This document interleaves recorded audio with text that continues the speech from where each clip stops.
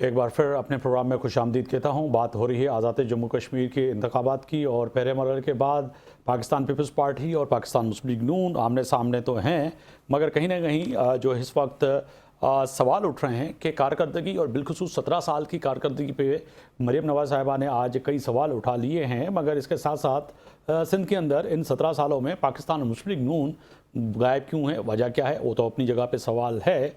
क्या मुस्लिम लीग नून सिर्फ पंजाब और कश्मीर और इस्लामाबाद तक महदूद बनकर रह गई है? केपी और बलूचिस्तान और सिंध में उस तरह से कायदीन की तवज्जो क्यों नहीं है? ये भी अपनी जगह पे बड़ा अहम सवाल है। मगर सवाल पैदा होता है कि कारकर्दगी का तो यकीनी तौर पर जिस तरह से कारकर्दगी मरीम नवाज़ साहिबा ने बताई है कि कश्मीर के बच्चों को मुस्तकबिल जो है वही पंजाब जैसे हुकूमत जिस तरह से तर्ज अमल काला है वही चाहिए था, सिंध वाला नहीं। सिंध के अंदर यकीनी तौर पर कश्मीर और कश्मीर का जो है मुस्लिम लीग नून के कायद जनाब नवाज शरीफ साहब ने सवाल उठाया था कि कश्मीर और कश्मीर की सूरत हाल आपके सामने है। फिर उन्होंने मीरपुर खास और मीरपुर की भी बात की थी, क्या ऐसा है? महमूद मौलवी साहब, आपकी जाने पाऊँगा। सर, वाकई ऐसी सूरत हाल है कि 17 साल की जो सवाल उठा रही हैं मरियम बीबी, कश्मीर और कश्मीर की बात हो रही है, फिर मुजफ्फराबाद और जो है मीरपुर खास की बात हो रही है, मीरपुर की और मीरपुर खास की बात हो रही है। वाकई सिंध के हालात ऐसे हैं? देखिए, इसमें कोई दो राय नहीं है कि सिंध के हालात सही नहीं है। मैं बिल्कुल इंडिपेंडेंट आपको स्टेटमेंट दे रहा हूं कि सिंध के हालात जो 17 साल में सिंध के अवाम एक्सपेक्ट कर रहे थे, उस एक्सपेक्टेशन के तो नज़दीक भी पीपल्स पार्टी नहीं पहुंची है। इसमें कोई दो राय नहीं है।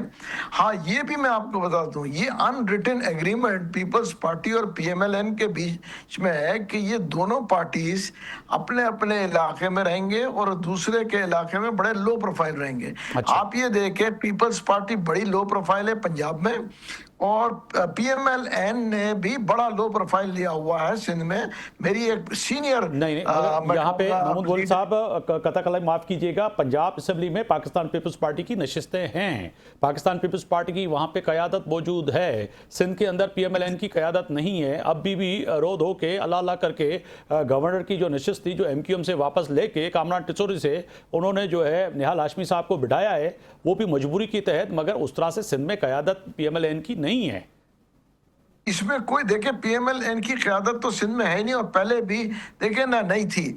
मगर पीपल्स पार्टी की जो क़यादत पंजाब में थी, आप देखें वो कितना श्रिंक हो गई है। आप ये भी देखें ना, अगर 100 मतलब जो एक जमाने में तो पीपल्स पार्टी की जो जीत थी, जुल्फ़िकार अली भुट्टो साहब जो जीते थे वो पंजाब से जीते थे। देखिए, वो जो प्राइम मिनिस्टर बने थे वो पंजाब से बने थे। आज वो हालत नहीं है।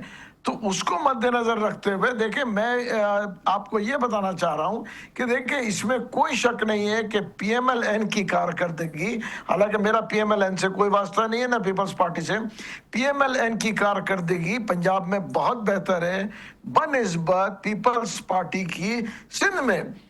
उसकी वजह यह है कि देखें, जो भी, मैं ये नहीं कहूँगा कि वहाँ पे दूध की नहरें बह रही हैं पंजाब में, मगर बेहतरी की तरफ जा रही है और चीज़ें वाज़ेह तौर पे नजर आ सवाल जब महमूद मौलवी साहब पाकिस्तान पीपल्स पार्टी से करते हैं तो वो सारे जो 10 बड़े बड़े प्रोजेक्ट हैं वो गिनवा के और हमें विफाक के पीछे लगा देते हैं कि जी ये सारे प्रोजेक्ट जो है, चाहे वो K4 का मंसूबा हो, चाहे के इलेक्ट्रिक का इशू हो, बिजली की सप्लाई हो, सिंध के अंदर तरक्याती काम हो, मोटरवे का जो है हैदराबाद और जो है सखर तक हो, ये तमाम काम जो है वो विफाकी काम है। फिर वो हमें जो है मोटरवे पे चढ़ा के ट्रक के पीछे, बत्ती के पीछे लगा देते हैं। वो कहते हैं कि जी ये आप उनसे पूछें।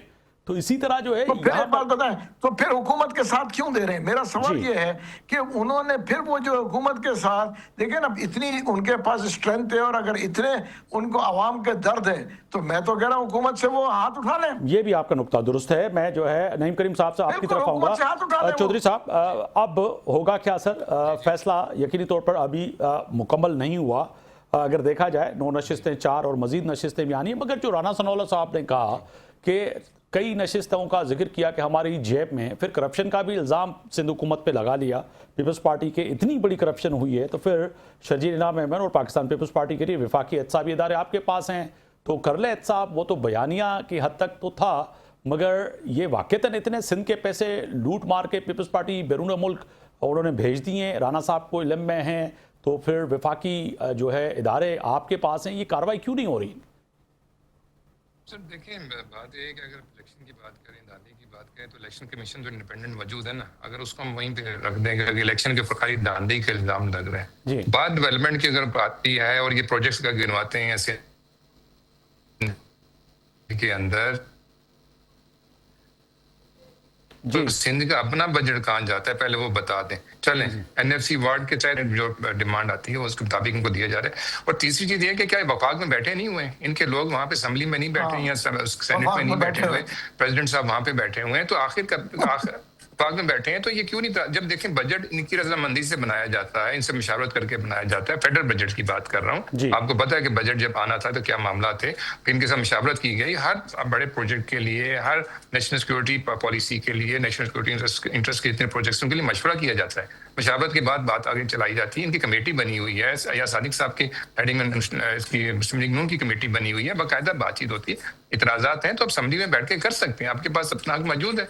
लेकिन आप अगर उसको इल्जाम तराशी पे लेके आए, मैं समझता हूँ वो मुनासिब नहीं। सर वो मैं आपके ही तरफ से डेवलपमेंट की इल्जाम बात तराशी है, है, मैं सवाल तो आपसे ही कर रहा हूं कि राणा सनाउल्लाह साहब ने जो सिंध की करप्शन की बात सर की है, बात वो भी जो है पब्लिक ही बात सर हुई है। देखिए, जी। अब इन इलेक्शन के एजे के इलेक्शन के दौरान में आपको पता है कि ये दोनों साइड से फायरिंग जो है ना ये हुई, ठीक है ना, ये अल्फाजों की फायरिंग की मैं बात कर रहा हूँ, जो फायरिंग हुई और इसको ये वो भी तो हुई थी, उसको भी तो माने, उसमें पीपल्स पार्टी का एक कारकुन शहीद भी हो गया, रियल फायरिंग भी हुई, अल्फाजों की भी हुई, ठीक है ना। सर एक हल्के में सबसे बड़ी बात है कि एक जान का जाना या 100 का जाना सब बराबर है। सबसे पहले तो अफसोस इस चीज का कि कोई जान उसमें जान गई।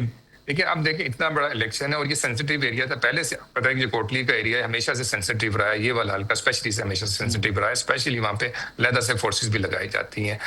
वेरी अनफॉर्चुनेट है ये। देखें मरकज में साथ थे, इनकी आइडियोलॉजी बिल्कुल फर्क है, इलेक्शन कैंपेन फर्क थी, बिल्कुल ये प्री इलेक्शन हो रहा है पर इलेक्शन लड़े, बजाय कि आप 10 गिरेबान हो एक दूसरे के, और कल को आपने इकट्ठे ही बैठना है। जीबीए में भी यही हुआ, इलेक्शन हमने लड़ा, उसके बाद हम फिर साथ बैठ के अपने हम अपोजिशन में गए और उसके बाद आपके सामने हुकूमत में जीबी में हम उनके मगर सर वो बैठने के लिए तैयार नहीं है, वो कह रहे हैं कि हम इन इंतखाबात को मानने के लिए तैयार नहीं है, फॉर्म 47 वाले हैं, और उसके साथ साथ फिर आगे बढ़ के फिर रियासत और फॉर्म 47 खाली इनको तो नहीं मिला ना, फॉर्म 47 खाली इनको मिला, फॉर्म 47 तो सब लेके आए हैं ना, मतलब फॉर्म 47 इज अ प्रोसेस। अब फॉर्म 47 को क्या ये कंसीडर करते हैं मुझे ये नहीं पता कि फॉर्म 47 से निकालना क्या जाते हैं, वो तो सबको मिला फॉर्म 47, जो पीटीआई वाले वो भी फॉर्म 47 से ले गए, सारे फॉर्म 47 से आए, मतलब फॉर्म ही नहीं आती है हर दफा। तो इनके पास क्या था, फॉर्म 49 था क्या इनके पास? सबके पास इलेक्शन कमीशन ने जो लास्ट फॉर्म निकाल रहे फॉर्म 47 ही है जो उसका रिजल्ट होता है फाइनल।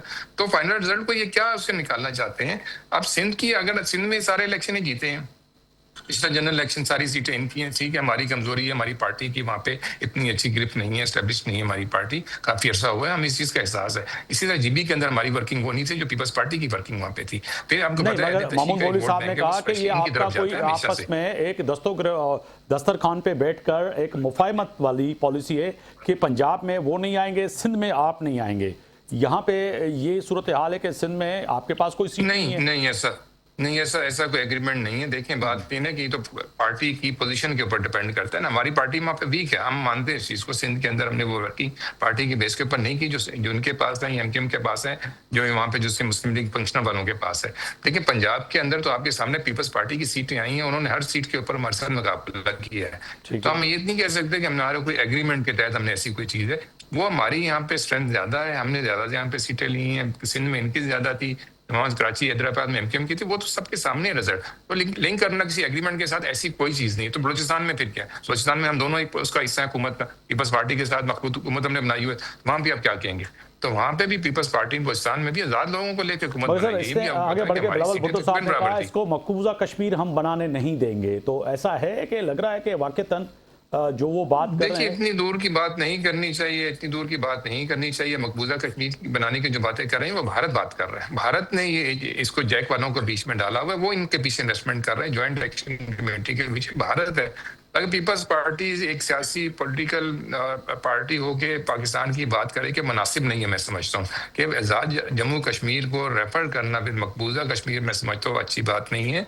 बहुत वहाँ पे सुकून है और लोगों ने डॉक्टर सज्जाद बुखारी साहब यकीनी तौर पर जो इस वक्त बिलावल भुट्टो साहब ने कहा है कि मकबूजा कश्मीर बनने नहीं देंगे, रास्ते इन्होंने बंद किए, कंटेनर इन्होंने लगाए, यहाँ पर जो इनकी लोगों की डिमांड थी, लोगों की, वो पूरी नहीं हुई। तो आज जो सवाल उठाए बिलावल भुट्टो ने, वो कहीं ना कहीं चैलेंजेबल तो हैं, कहीं ना कहीं वो ग्राउंड पे तो सूरत हाल है जो कि वो इस्लामाबाद से वो चीज़ें जो बरह रास्त कश्मीर के लोग मांग रहे हैं। तो आज बिलावल भुट्टो ने भी तो वही सवाल उठा दिए दोबारा।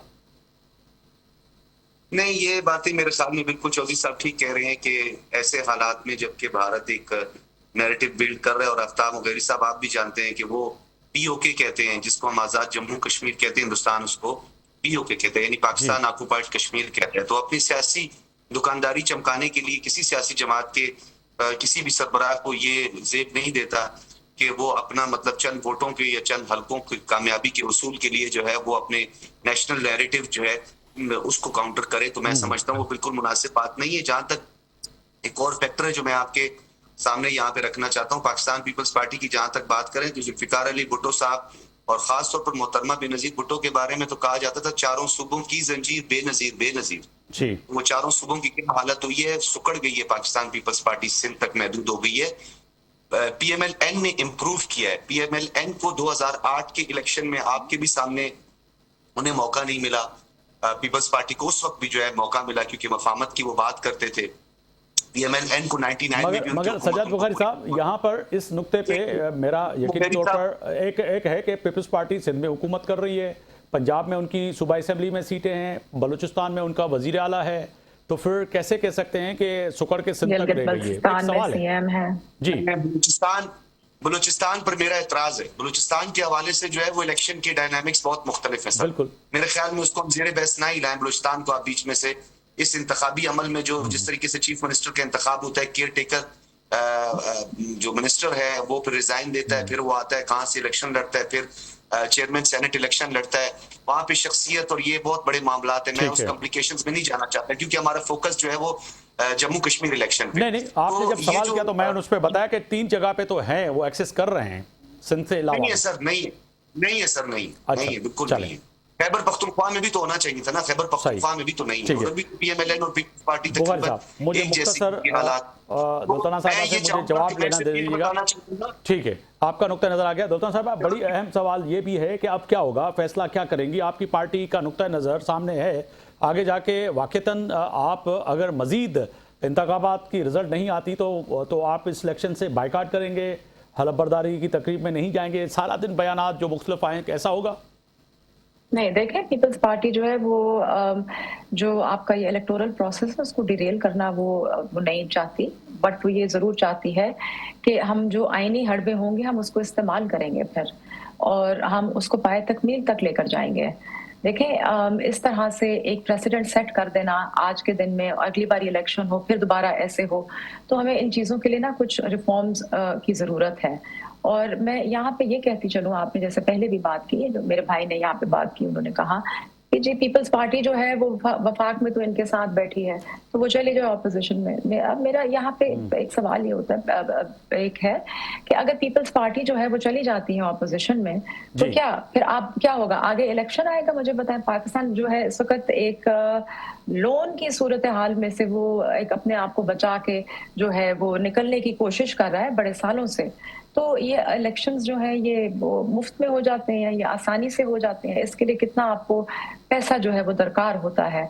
तो इन द लार्जर आप कह लें कि perspective, the larger interest, Pakistan Peoples Party जो है वो जमहूरियत को सपोर्ट करती है ना। साहिबा, रुकन कौमी असम्बली पाकिस्तान पीपल्स पार्टी, आपका बहुत शुक्रिया। नईम करीम चौधरी साहब, रहनुमा पाकिस्तान मुस्लिम लीग नून, मोहम्मद मौलवी साहब सीनियर सियासतदान, आपका बहुत शुक्रिया। सीनियर सहाफ़ी तजनिगार डॉक्टर सज्जाद बुखारी साहब, आपका बहुत शुक्रिया। तय है कि आज प्रोग्राम में ख़ास तौर पे बात की इलेक्शन आज़ाद जम्मू कश्मीर की, फ़ैसला जो भी हो, फ़ैसला आवाम के हक़ में हो। पाकिस्तान पीपल्स पार्टी जो कि अब तक कह रही है कि आने वाले इंतखाबात में कहीं ना कहीं कोई फ़ैसला जो भी हो उसमें इस इलेक्शन का हिस्सा लेना है, और हिस्से के लेने के बाद नताइज जो भी हैं 101 उनको बिलवक्त तो तस्लीम नहीं कर रहे हैं, मगर आगे जाके अगरचे नताइज उनके हक़ में नहीं आए तो भी पाकिस्तान पीपल्स पार्टी अपोजिशन में बैठने के लिए तैयार होगी। कल तक आफ्ताब मुगैरी को इजाज़त दीजिए। अल्लाह हाफ़िज़।